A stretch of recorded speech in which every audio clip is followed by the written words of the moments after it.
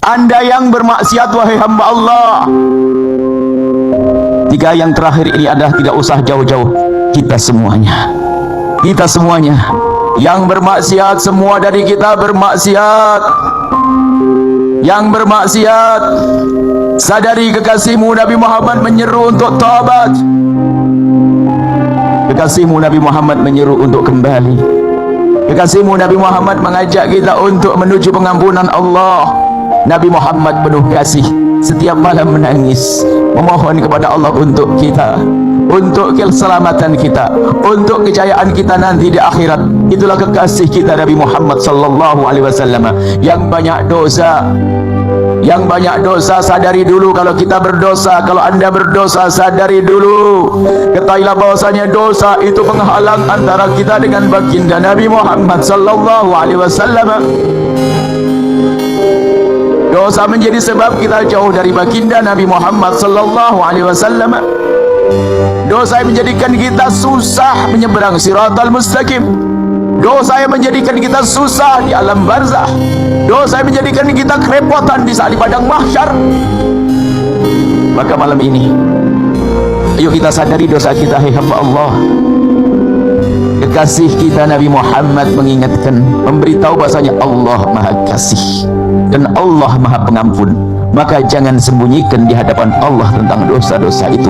Cukup kita mengakui, cukup kita menyadari dosa yang pernah kita lakukan.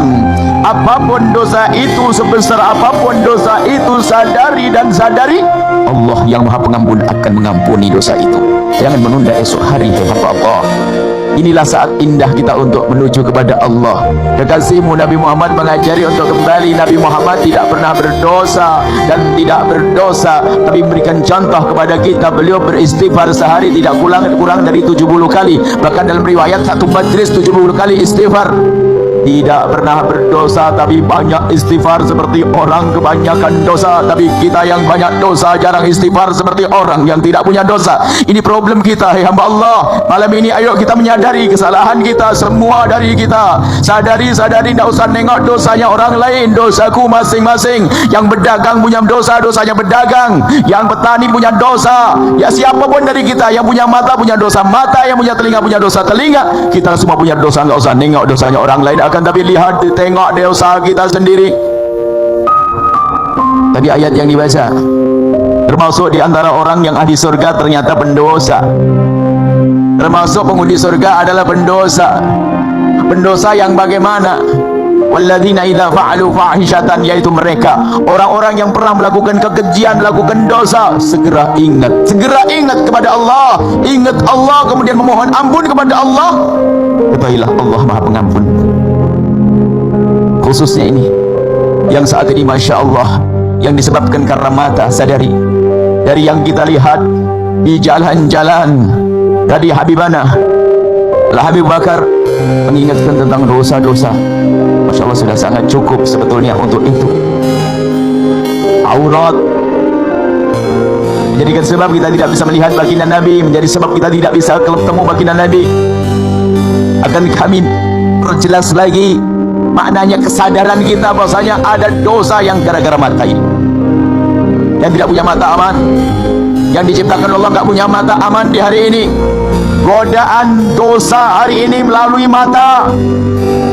Mata yang melihat sesuatu yang membangkitkan syahwat, baik di alam nyata atau di dunia maya. Ingat kepada Allah, hai hamba Allah, Tuhanmu selalu melihatmu. Allah melihat kita biarpun di kamar yang sudah kita kunci dengan kunci yang kuat. Allah Maha tahu apa yang kita lihat di sana. Kita perlu jujur. Kita perlu jujur kalau kita ingin merapat dan mendekat kepada baginda Nabi Muhammad. Hai hamba Allah, jangan menyerah. Sejelek apapun diri kita, sebanyak apapun dosa kita, ingat Allah menanti kita.